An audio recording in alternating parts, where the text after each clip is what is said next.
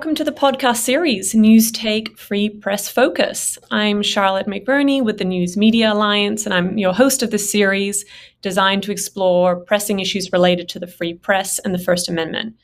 On today's episode, we dive into the topic of reporter shield laws.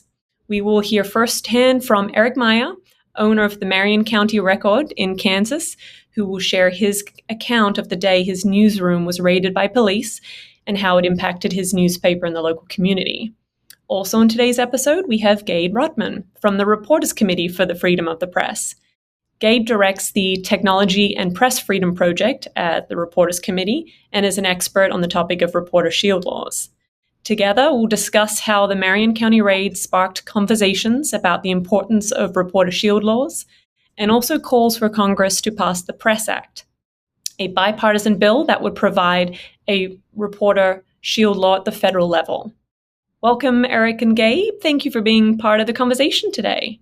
Thank you for having us. Great. Eric, I'm going to start with some questions for you, if I may. So I'm curious, what do you see as your role and responsibility as a local newspaper to the community? And if I'm correct, I understand that Marion County Record is the only publication covering Marion? Is that right? The city of Marion, yes. There's another free publication that's distributed in the county, but it doesn't really cover news. It does a few things. And we technically have three papers that are printing as one. They have been since COVID. So we're basically it. We're what's keeping us from being a news desert. But the role of journalism, particularly community journalism, has changed a bit over the years. It used to be that a lot of community journalism products were hometown boosters. They were the Chamber of Commerce, how wonderful it is to live here, that type of thing. Well, that social media pretty well does that sort of stuff. So our job is more like that of traditional journalism, of being a watchdog, of providing information, particularly in an era in which government is becoming far less transparent than it ever was in the past. So our job is to find the information so that people can make informed decisions about what they want to do and hopefully engage the public. Public engagement is at an all-time low as far as I'm concerned. And that gives rise to a lot of sloganeering and hot-button issues and sort of the problem we see all around the country these days. Well, it's an extremely important role, and we're definitely glad you're doing your part for the community. So the Marion County Record sprang into the national news in August of 2023 for a pretty unusual reason. Your newsroom was raided by police. So I want to ask, I'm sure everyone's curious who may not know already, why did police raid your newsroom, and did it come as a complete surprise to you? Well, the raid came as a complete surprise. I should have known it was coming because the relationship between local government and the newspaper was deteriorating rapidly over the course of several months. We kept reporting things that they didn't want us to report, and the vitriol of the response of some of the people just kept rising. And it was not just us that was raided. It was also a political opponent of the mayor who was raided at the same time. This was all about us checking a document that had been leaked to us. We checked it. We checked it with a driver's license website. We actually had the help of the people who run the website to get us the record. And they've publicly said later that it's a public record and anybody can get it. So we aren't quite sure why we were raided, other than the fact that it was a good opportunity to do something to kind of slap us into our position. The same thing with the vice mayor, whose house was also raided. She'd even given them a copy of the document that they had and told them who it came from. They knew where it came from, how we got it, how she got it, and they knew that all we had done was attempted to verify it. We didn't want to be Dan Rathered and have a document in our possession that was fake and try to act on it. We had, however, decided we weren't going to use the document, and we told the police that and offered to cooperate with them. They never talked back to that. They just saw this as an opportunity for a gotcha and came to us and raided us. And not just a simple raid. They were proud of the fact that this was the biggest raid in the history of Marion County. For an identity theft case, even if it had been a legitimate case, why would that be the biggest raid in the history of the county? They spent 2.5 hours at my mother's home with 7 police officers. 98-year-old woman, her name was Joanne. I think they may have thought her name was Joanne Dillinger instead of Joanne Meyer. But 7 of them to try to seize her computer. And then afterward, they thought about trying to arrest her for interfering with law enforcement because she approached them with her walker, and they thought she was trying to attack them with her walker. This was just, it was a classic example of bullying. Getting to the relationship of the police chief, who was motivated by the fact that we had information on him that said that he probably wasn't suited for the job. He was brand new. He had just come here from Kansas City, where he was a captain earning $120,000 a year, to go to Marion earning $60,000 a year. This doesn't make a whole lot of sense, except we had information that we hadn't been able to publish because we couldn't get on the record sources indicating improprieties. He was about to be demoted in Kansas City and so on. So they discovered that in this raid, where they were supposed to be looking for identity theft things. They also, the mayor had been trying to get rid of the vice mayor, and he tried to recall her. He'd tried a whole bunch of other things, and he'd come to the conclusion that the only way he could get her was if she was convicted of some crime. So they concocted this story that we had stolen this woman's identity, and we had done it and sent it to the vice mayor, which is not true. And they wanted to raid our houses and get us both at one time. They linked us quite often because we reported most of the things that she raised as concerns, which there's quite a history of, going back to an attempt by the mayor to put through a charter ordinance which overrules state law that would have eliminated the right of people in the community to vote on bond issues. And she led an overturn effort of that. And that's when things got really hot. Well, gosh, that's an incredible story. I'm so sorry you had to go through all of that. And also, as I understand it, you lost your mother shortly after the raid. I'm terribly sorry to hear that. Yeah, the raid was very distressing to her. She had worked for this newspaper for close to 60 years, still was working for it. At age 98, she did the old time memories column for us every week. It's not very often that you find somebody with a microfilm viewer in their living room, but she had one, and she would go through and pick these old memory things out of the newspaper once a week. But she'd retired to do just that one day a week. She'd prior to that been a copy editor, community news editor, and so on. She felt like her whole life was worthless because of this, that after 98 years that people were able to just come in and do this to her home. She wouldn't eat, she wouldn't drink, she wouldn't go to bed. She was very upset after this raid, during which she had said several times to the officers, "This is going to be the death of me. You're going to give me a stroke or a heart attack and I'm going to die." And she finally went to bed around 6 or 7 in the morning, and I let her sleep till afternoon. She woke up, she went to the bathroom, she came back to her bed, and I said, you really should eat something. You haven't eaten anything since Thursday. It's Saturday. And I said, do you want me to bring some breakfast into you in the bedroom? Do you want to go to the kitchen? Do you want to eat at the bar in the family room? And she says, I don't know. I don't feel to, and died right in the middle of that sentence. Gosh. Sudden cardiac arrest. I understand it's something called broken heart syndrome. It's not uncommon among the elderly, that if they feel that their whole life, their whole existence, what they stood for doesn't matter anymore, that they just kind of give up and go away. That's terrible. I'm so sorry to hear that, and what a completely unnecessary tragedy. Yeah. Part of well, the nice thing about it, honestly, is, and she would think this way, when you're 98 years old, you know it's coming sometime soon. And it's pretty rare for a 98-year-old to be able to go out making a statement. I mean, she made a statement. She was the face of this raid, and I think she'd appreciate that, and she did not go gentle into that good night. Absolutely. Absolutely. So, Gabe, how did you first learn of what happened at the Marion County Record, and what was your immediate reaction? I was actually out with friends, and the story started to make the rounds. I mean, I think that the search had had happened on a Friday, a bit earlier in the day, but it kind of just happened. And I think that the Kansas Reflector had reported on it, and it started to go a bit viral. And we saw it, and immediately knew that it was pretty exceptional case, and exceptionally troubling. We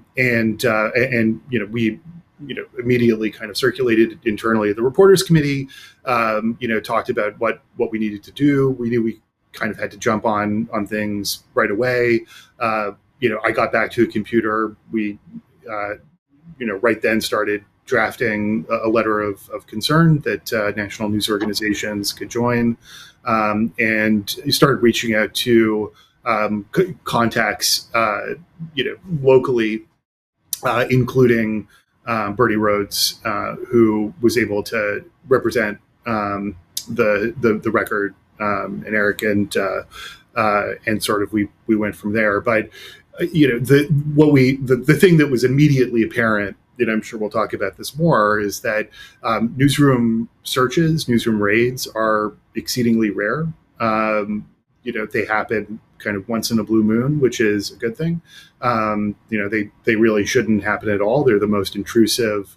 They're the most intrusive step that law enforcement can take with respect to a news organization, in part because when you execute a search warrant and then seize material, particularly when you're talking about electronic devices, you're getting everything.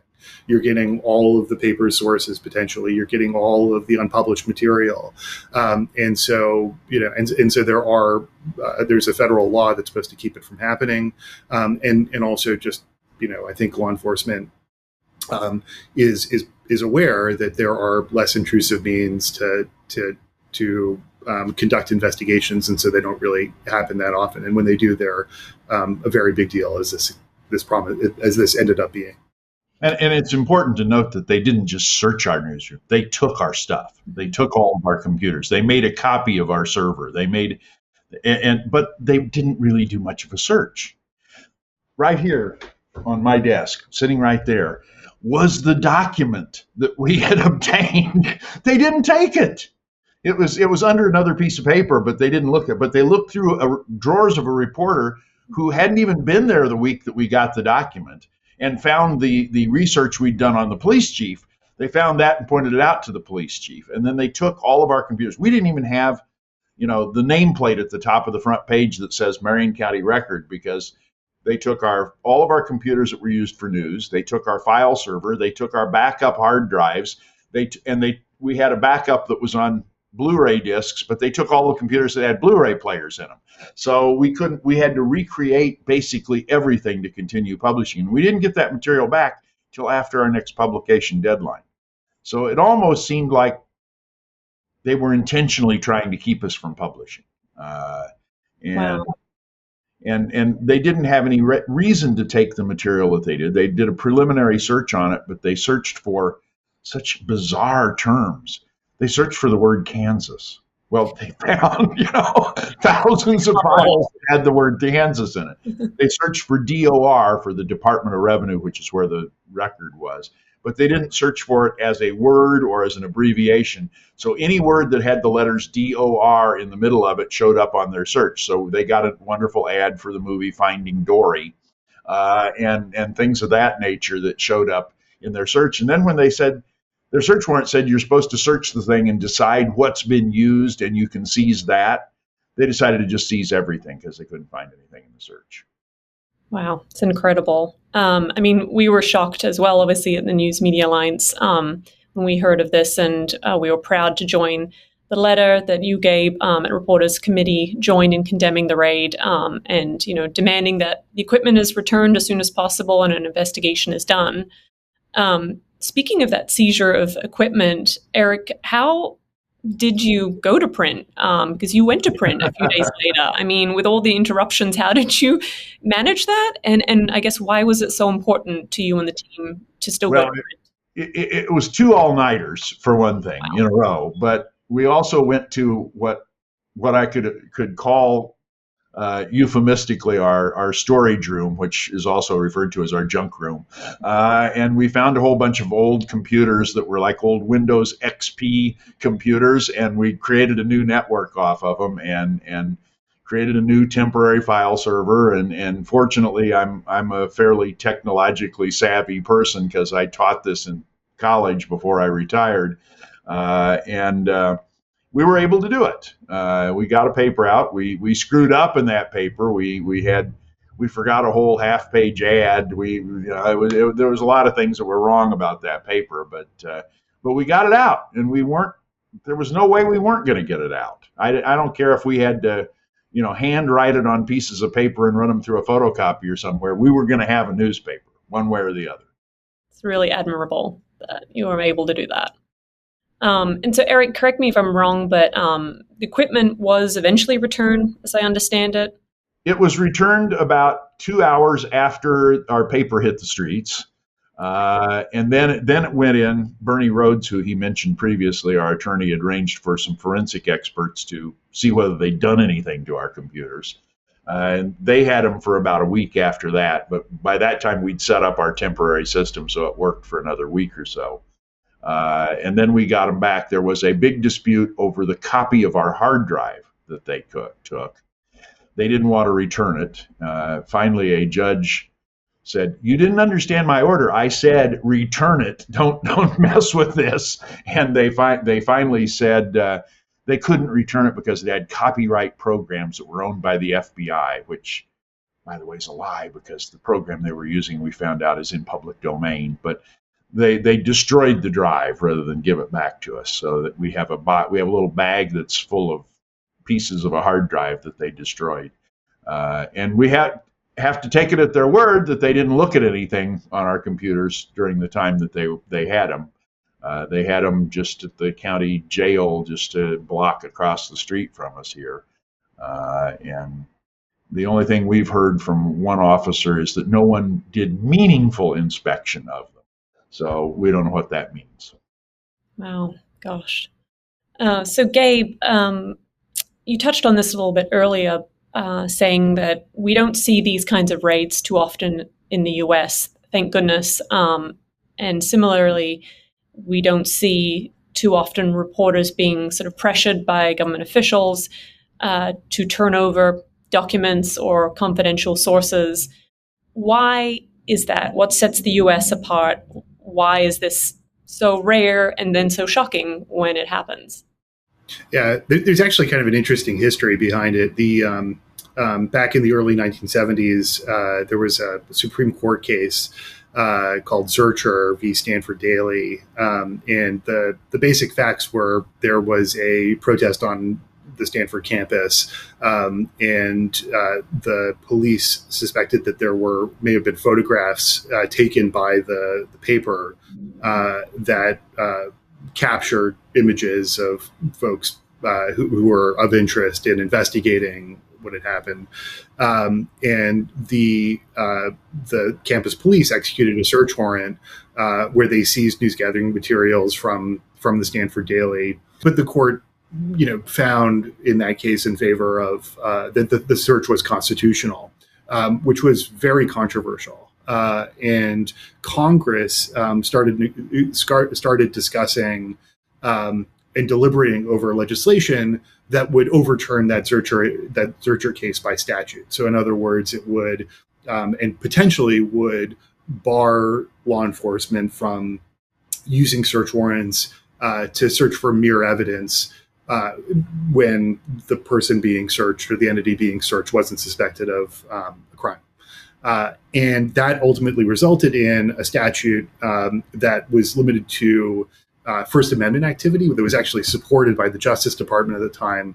And that ended up being what's called the Privacy Protection Act of 1980, which establishes which creates protections creates protections that apply to law enforcement at all levels of government. So it's not just federal law enforcement, but the PPA applies to federal law enforcement, state law enforcement, local law enforcement, and when law enforcement's trying to use a search warrant to search for what's called work product material, so basically anything that has the mental impressions of a reporter, they really can't do it unless they suspect the reporter or the news organization of having committed a crime. It's what's called the suspect exception.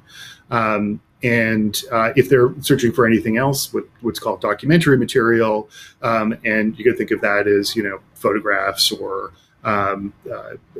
pieces of paper or documents that have been collected by the news organization. There's a subpoena first requirement. So in other words,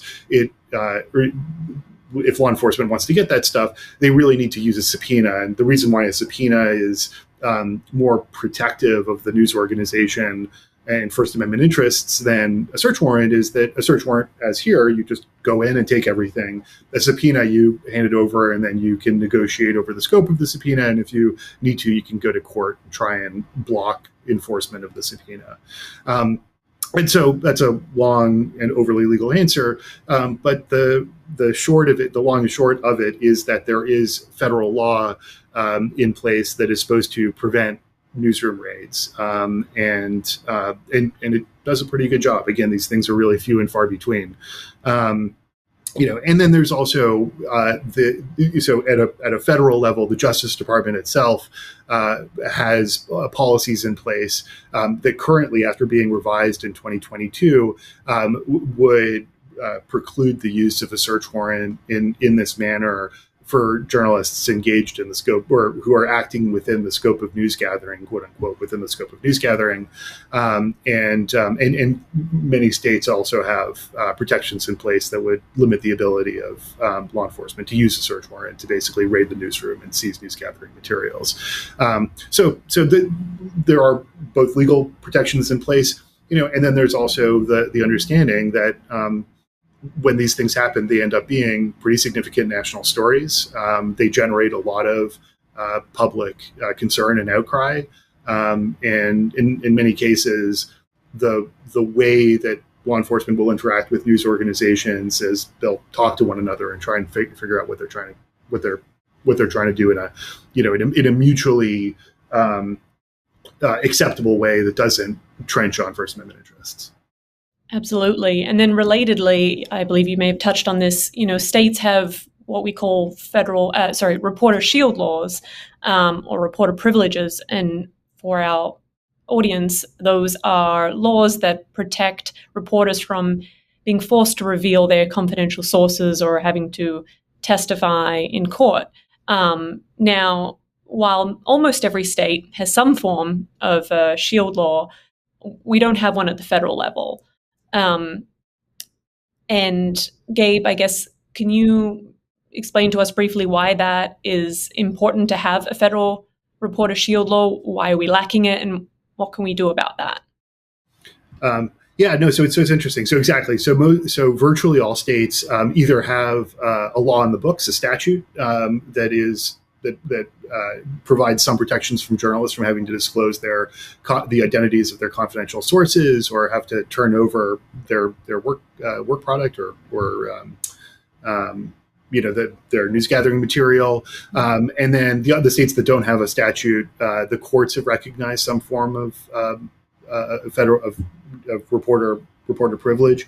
At the federal level, it goes back to a case from the early 1970s called Brainsburg, where the Supreme Court said there's no general reporter's privilege specifically with respect to criminal grand jury subpoenas, and so as a result of that case, there's been some uncertainty, in terms of whether the federal courts would recognize reporter's privilege. Some do, some don't, but Congress has never spoken on the matter. And so, again, there's that uncertainty. And so at a federal level, the main protection are those policies that I mentioned at the Justice Department that limit the ability of, particularly the Justice Department prosecutors and investigators to use search warrants or subpoenas to get information from the press. But the key thing is that that's a Department of Justice policy. It can be changed by subsequent administrations. And it's really important that Congress finally step into that breach and pass a federal law that provides certainty across the country at a federal level on the scope of a reporter's privilege and how it works. Right now, there's the Press Act pending in Congress, the Protecting Reporters from Exploitative State Spying Act, which is both the strongest reporter shield law that's been introduced to date. It has a really helpful and functional definition of journalist, for instance, and it has very narrow exceptions, for instance, to prevent an act of terrorism against the United States or identify a perpetrator. And it also has significant bipartisan support. So the bill is co-sponsored in the Senate by Senator Ron Wyden, a Democrat from Oregon, and Senator Mike Lee, a Republican from Utah. And it also has as co-sponsors Senators Dick Durbin, a Democrat from Illinois, who's the chair of the Senate Judiciary Committee, and Senator Lindsey Graham from South Carolina, who's the ranking member of the Judiciary Committee. So, we're hopeful that while everybody recognizes that passage of a federal shield law has always been a bit of an uphill climb, there's some movement around it, in this Congress, and particularly given the possibility that the current DOJ guidelines could change after the November election, it's really urgent that law pass this Congress. So News Media Alliance have been long supporting the Press Act, and we definitely hope it passes. Our members find it really important to have a federal reporter shield law, because if you have a reporter speaking to a confidential source and they ask, can you keep my identity confidential? Right now, a reporter can do that on the state level if there's an investigation or prosecution, but they can't promise that on the federal level. So we definitely need those protections, because that uncertainty breeds silence, and it's less likely that a source is going to come forward and provide valuable information to the public if they don't know that they have that protection. So it also puts the reporter in a terrible position, because the reporter may promise confidentiality and then be forced by the government to reveal the source, and then could be sued by the source for breach of contract. So you can either go to prison for contempt of court, or you can be sued for breach of contract. You have no middle ground. It's a lose-lose situation. Absolutely, and we're seeing that currently, actually, with the case of the reporter Catherine Herridge, former Fox News and CBS reporter, who's been held in civil contempt for refusing to turn over her confidential sources. So it's a very real problem for reporters to this day, and we're certainly hopeful that the Senate will pass the Press Act, and reporters will get this much-needed protection.